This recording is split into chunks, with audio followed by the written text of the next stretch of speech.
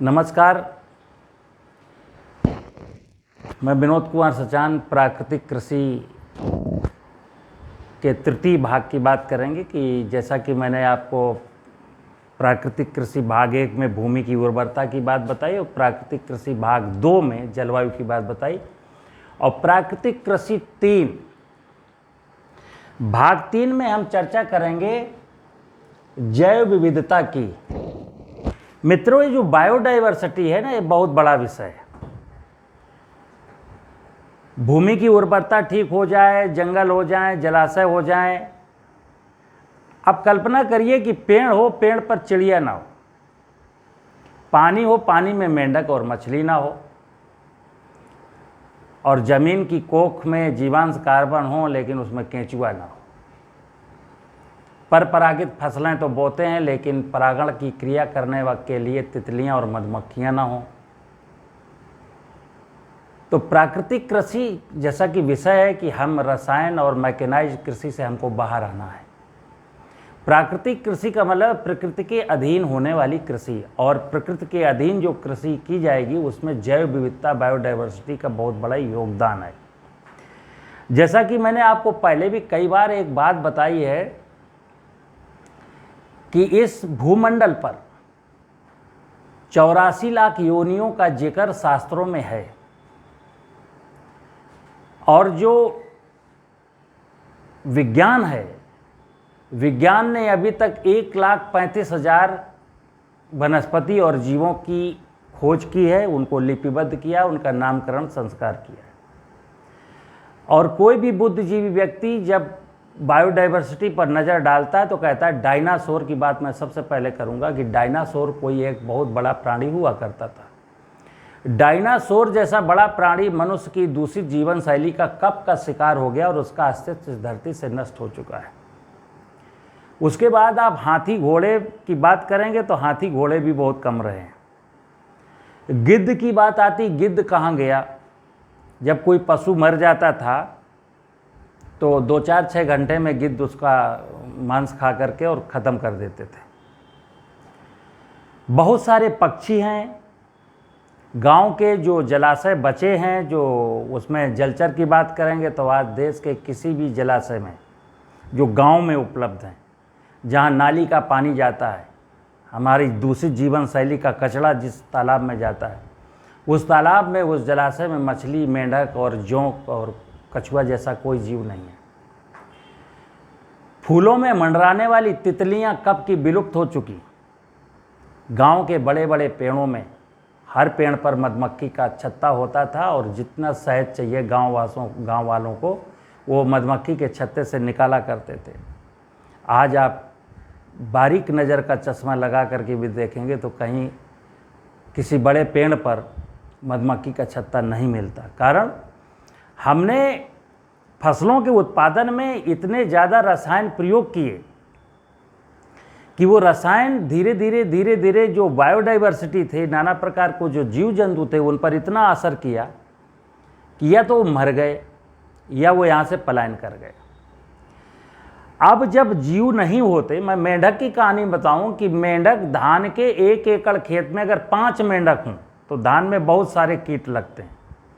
अगर 1 एकड़ ज़मीन में 5 मेंढक हैं तो फिर धान में कोई कीड़ा नुकसान नहीं कर सकता, लेकिन मेंढक मैंने मार दिया। केंचुए की बात करें, अगर केंचुआ ज़मीन में 1 एकड़ ज़मीन में 2-2.5-3 लाख केंचुए होते थे जो बायोमास को खाते थे, ह्यूमस में कन्वर्ट करते थे। केमिकल डाल करके मैंने केंचुआ मार दिया, आज वर्मी कंपोस्ट का नाटक कर रहे हैं। नाना प्रकार की चिड़ियों का, सारे पक्षियों का पहला भोजन इंसेक्ट है। पक्षी मांसाहारी हैं और वो कीट पतंगों को खाते हैं, और किस कीट पतंगों को? जो हमारी फसलों को क्षति पहुंचाते हैं। लेकिन पक्षी खत्म हो गए तो फसलों में हम रसायन डालने लगे। तो आज बात करेंगे जैव विविधता की। प्राकृतिक कृषि भाग 3 माने जैव विविधता को समृद्धशाली बनाना है। और अगर बायोडाइवर्सिटी को मैं समृद्धशाली बनाने की प्राकृतिक कृषि में, ये विषय मेरे मन में आते ही नहीं कि बायोडाइवर्सिटी क्या है, तो फिर प्राकृतिक कृषि हो गई, कभी नहीं होगी। ये जैविक कृषि का जो कार्यक्रम है या प्राकृतिक कृषि का जो परंपरागत कृषि की जो बातें हैं वो बातें ही रह जाएंगी। तो प्राकृतिक कृषि के भाग 3 में मैं इस आत्मसात करूंगा कि मैं अपनी बायोडायवर्सिटी को कैसे बढ़ाऊं। भूमि में नाना प्रकार के जीव एवं सूक्ष्म जीव होने चाहिए,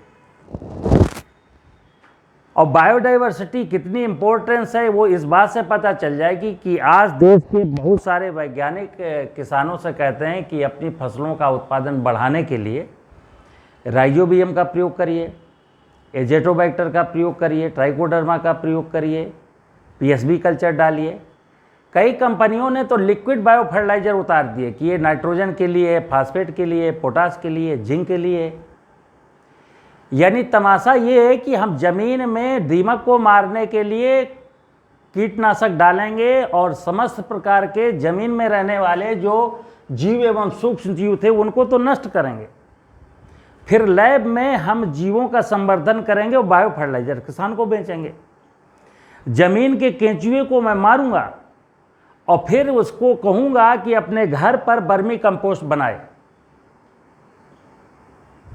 इससे तो प्राकृतिक कृषि होने से रही। तो मैं आपको बताऊं कि प्राकृतिक कृषि भाग 3 में हम बायोडायवर्सिटी को मजबूत करते हैं। मेरी प्रयास होना चाहिए नाना प्रकार के जीव एवं सूक्ष्म जीव जमीन में बने रहें। मेरे गांव में जलाशय हो, जलाशय में नाना प्रकार के जलचर हों, बहुत सारे पेड़ हों और पेड़ों में नाना प्रकार के पक्षी हों, तितलियां हों, मधुमक्खियां हों। 50 वर्ष पहले से जब से मैंने फसल सुरक्षा रसायनों का प्रयोग किया, ये जो बायोडायवर्सिटी कमजोर हुई है, नष्ट हुई है, उसका कारण है कि ये 50 वर्षों से फसल सुरक्षा रसायनों का प्रयोग। दलहनी फसलों में इल्ली लगती है, इल्ली को नष्ट करने के लिए हमने केमिकल डाला, इल्ली नहीं मरी। सरसों में माहू लगती है, माहू को मारने के लिए मैंने केमिकल डाला, माहू आज भी जिंदा है। दीमक को नष्ट करने के लिए प्रतिवर्ष लोग रसायन डालते हैं, दीमक आज भी जिंदा है। चूहा को मारने के लिए अभियान चलाते हैं, चूहा आज भी जिंदा है। जिनको मैं मारता रहा वो चीज़ें सब आज हैं, और जिनको कभी मारने की कल्पना नहीं की थी, मनुष्य ने सोचा नहीं था, केचुआ मर गया, मेंढक मर गया, चिड़ियाँ मर गई, तितलियाँ मर गई, मधुमक्खियाँ मर गई। यानी हमने अपनी बायोडायवर्सिटी को कितना कमज़ोर कर दिया। तो प्राकृतिक कृषि के भाग 3 में इंसान को केवल आंख बंद करके इतना समझना है कि 84 लाख योनियों का मेरे जीवन से कोई ना कोई मतलब है। मेरी कृषि से, मेरी जिंदगी से उनका अटूट रिश्ता है और उनका होना बहुत जरूरी है। कृषि जो हमारी कृषि है, आपने सुना होगा एक मंत्र श्लोक बोलते हैं, सर्वे भवन्तु सुखिनः सर्वे सन्तु निरामया सर्वे भद्राणि पश्यन्तु माँ कश्चित् दुःखभाग् भवेत्। यानी कृषि संस्कृति मेरी कहती है कि इस भूमंडल पर रहने वाले समस्त प्रकार के प्राणी जगत निरोगी रहें, स्वस्थ रहें और बने रहें।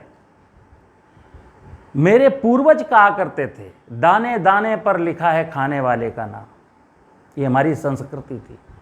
आज मैं क्या करता हूँ, आज मैं चाहता हूँ कि मेरी फसल में कोई हिस्सा न बटाने पाए।